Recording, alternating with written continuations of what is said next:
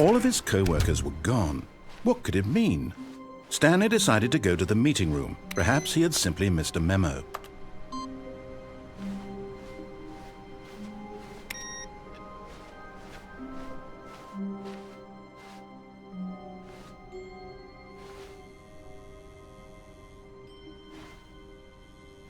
Oh, good. You notice my sign. Yes, I have something very exciting to show you.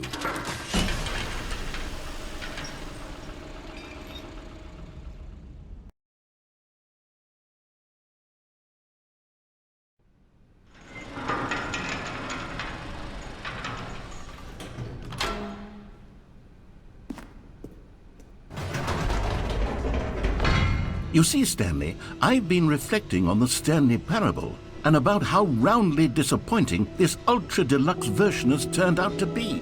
The original Stanley parable was a landmark, and any new content for it should live up to that legacy. So forget this ultra deluxe nonsense. I say we take it one step even further. Which is why I'm very proud to announce for the first time ever, the Stanley Parable 2.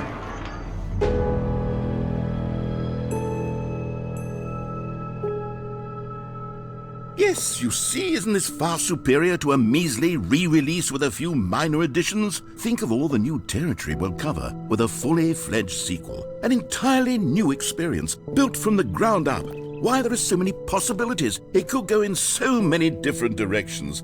This is what fans have truly been asking for.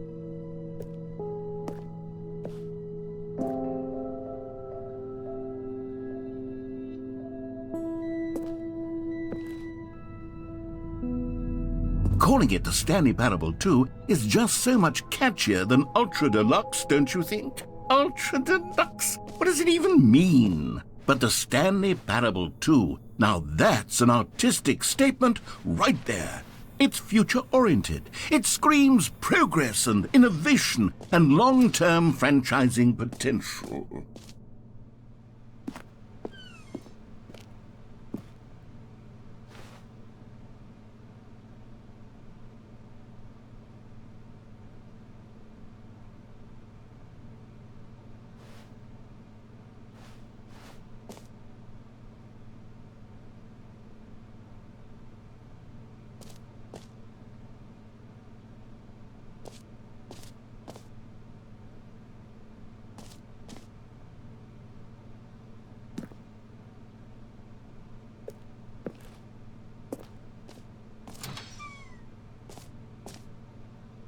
Now, to be clear, I haven't quite nailed down what exactly the Stanley Parable 2 is going to be, but let's take a look at some of the features I've been developing for it.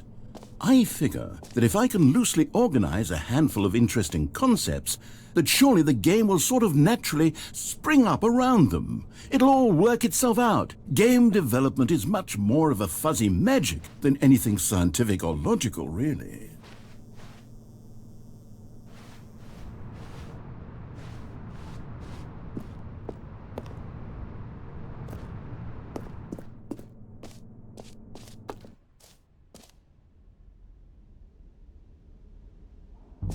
Here we are. Go on, try out some of the new features.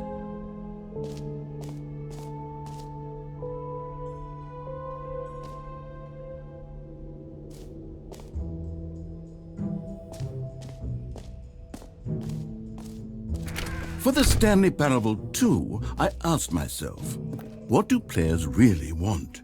And of course, the first and most obvious answer is that they want to be individually recognized and validated as people. So with that in mind, my first addition to the game is this button which speaks the name of the person playing the game. Isn't that wonderful? Jim. Sorry, I should have clarified. Right now, the button only says the name Jim. But of course, in the final game, this button will say your name, whatever name that is. Here, let's have you role-play as Jim to really simulate the full experience of this feature. Just play along. I promise you'll love it. Okay, here we go. Let's take a deep breath, clear your mind, forget whoever you are, and simply become a person named Jim. I want you to imagine yourself living as Jim, sleeping and waking as Jim, falling in love and being heartbroken as Jim, seizing all of the world's possibilities as Jim, and as Jim watching your dreams crumble into dust. Jim. Whoa, hold on. I wasn't finished setting up the backstory. If you don't properly roleplay as Jim, then you'll never understand the impact of this button. Otherwise, it's just a stupid button that says somebody else's name. Okay, we're doing it again, and this time let me finish first. Now, allow yourself to become Jim. Imagine yourself driving to work as Jim, playing frisbee on the weekends as Jim, staying up all night for a popcorn and horror movie sleepover as Jim, developing a crippling substance addiction as Jim, rediscovering yourself through fringe religious groups as Jim, and finally dying a slow death at an old age, surrounded by members of your cult as Jim. Do you feel it in your soul? Are you really, truly Jim right now? If so, then please step forward and press the button. Jim. Yes! You see? What a thrill! What a rush! That was you! The button described you. Do it again. Jim. Oh, it hits even harder the second time. If this were the only new feature in the Stanley Parable 2, it would still be worth the money. Let's take a break from the Jim button. I'm too emotionally drained from all of this personal validation. Jim. Whoa there, cowboy. Sometimes a person can be too much Jim. I'm putting the Jim button away. Otherwise, soon you'll start to lose all sense of who you actually are.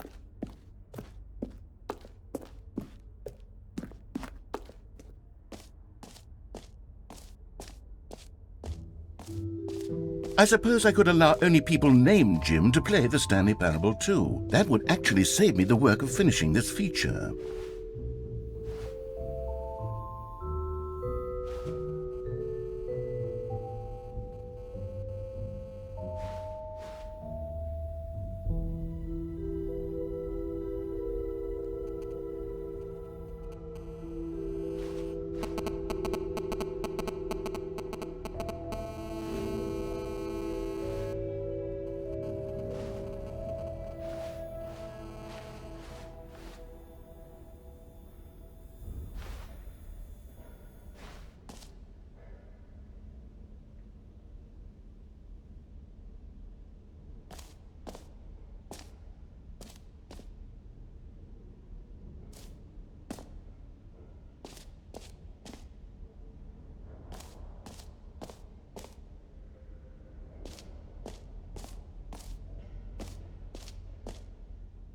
Okay, I'll be honest, I haven't yet decided on this one. I think that in the new version, the office could use a bit of decoration, like balloons. But I'm undecided on Get Well Someday and Happy 12th Birthday. Which would you go with?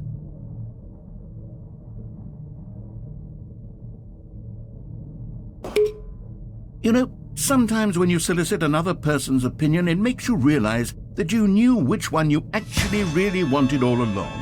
Get Well Someday it is.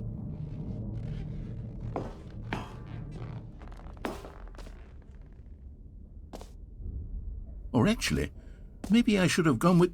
No, I've made my decision, we're moving on.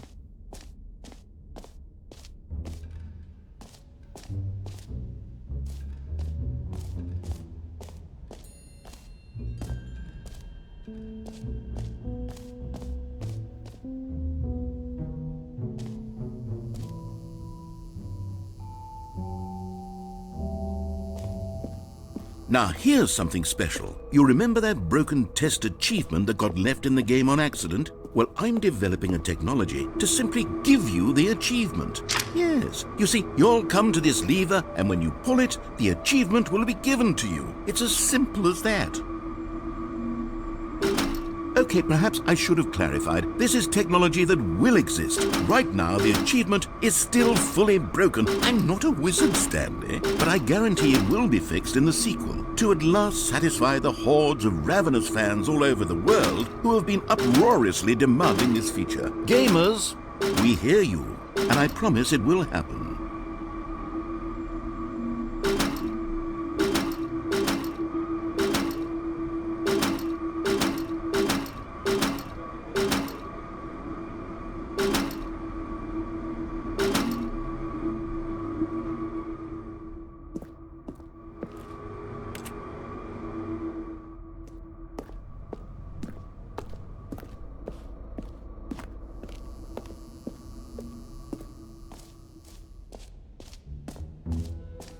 What else? What other exhibits haven't we seen yet?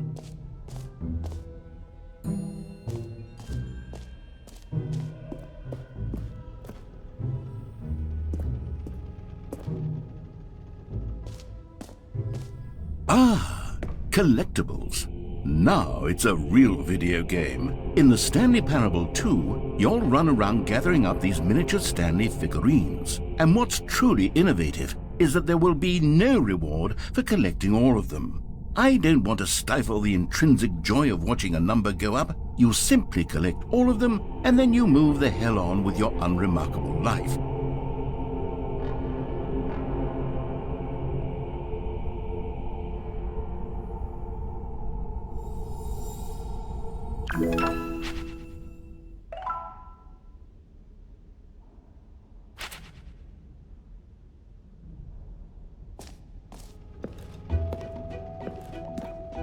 God, it really is the worst when you collect everything in a video game and then they give you a big fancy reward for it. Absolutely tragic.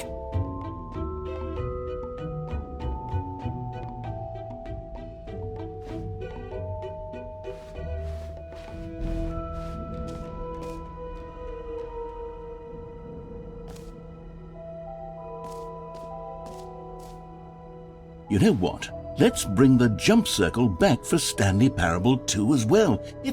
Oh wait, you already spent all your jumps the first time we saw the jump circle? Oh well. I suppose it can just be a nice decorative piece then.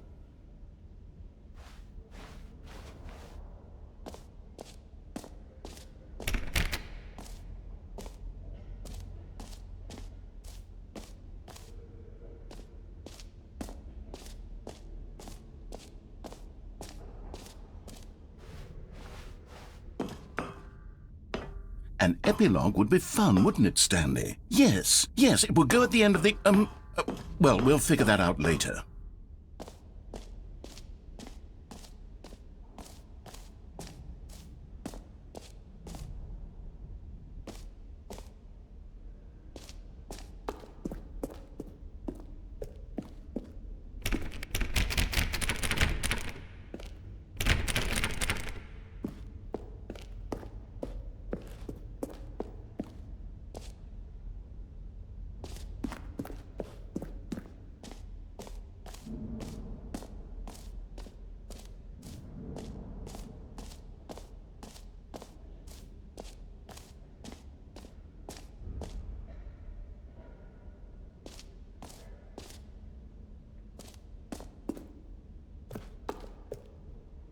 A common complaint of the Stanley Parable was that it was confusing and paradoxical, that it engendered a chaotic sense of reckless despair in those who played it. Well, I am happy to say that after much consideration, I've engineered a clever solution to this fundamental problem with the game. It's the Stanley Parable Reassurance Bucket.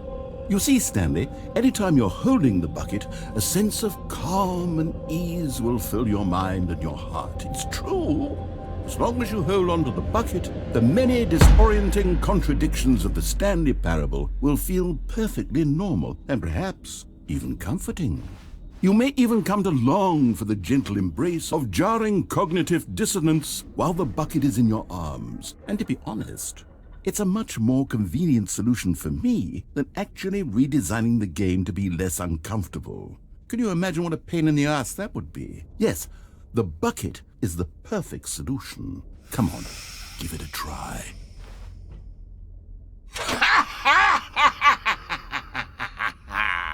Can you feel it? The glow of comfort, even in the face of crushing despair, must already be sweeping through your body. And in fact, can I say that I do believe the bucket lends you an air of charisma as well? I think that just holding it has made you the slightest bit more attractive as a person. The benefits of the bucket seem to go on, don't they? All this and more await you in the Stanley Parable 2.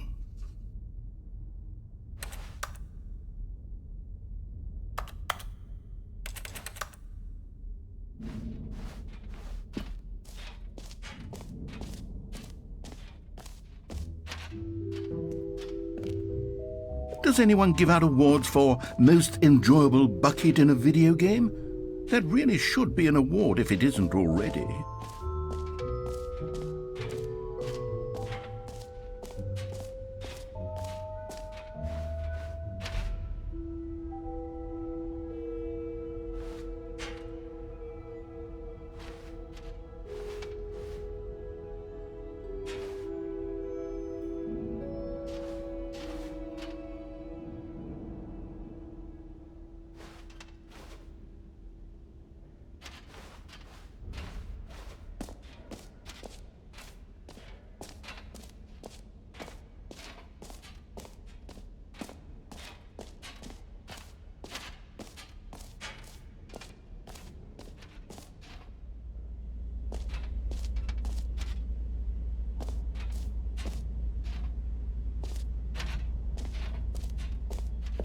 Stanley, here's an idea that I'm truly fond of. It's never been done before in a video game. This is, in fact, a hole that you can fall down forever. That's right. Infinite falling. You can fall until the end of time, if you like. A stunning leap forward for video games as a medium.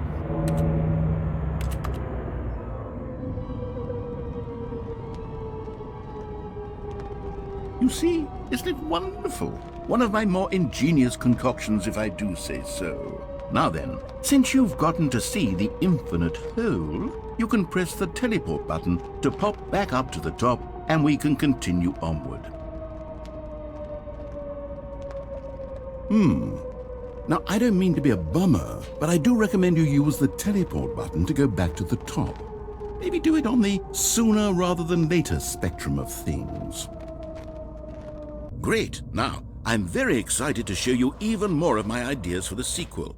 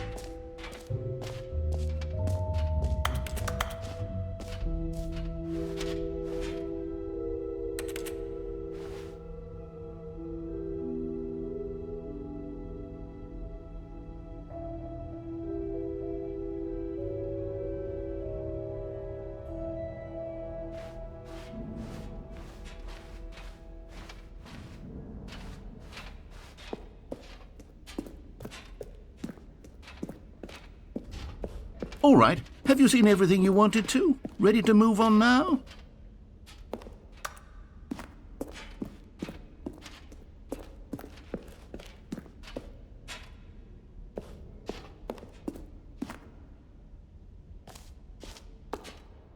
So, Stanley, what do you think? Do you like all of the new features? Yes, I know it's not exactly clear yet how exactly these features will come together as one single coherent video game, but I can feel it in my soul. It's going to work. There's definitely a good game in there somewhere. Say, let's do an experiment. I'll arrange these new features together, and we'll see whether or not it coheres into a meaningful gameplay experience. Okay. Are you ready? Here it is. I give you the Stanley Parable 2.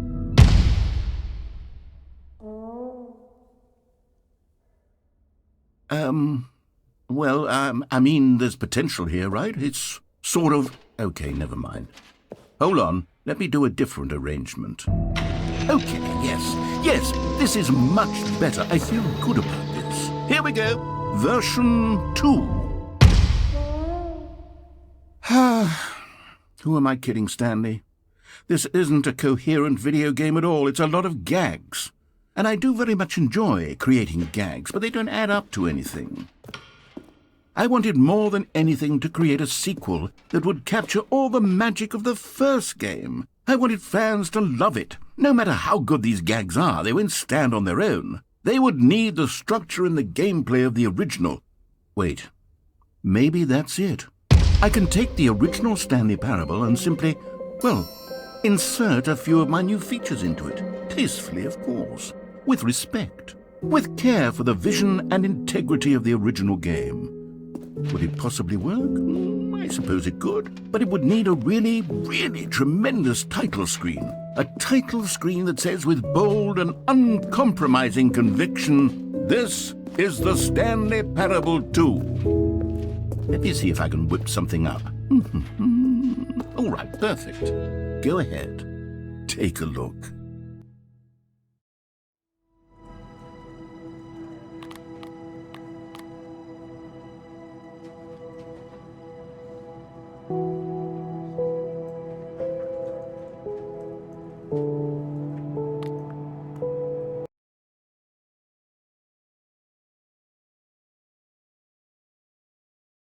This is the story of a man named Stanley.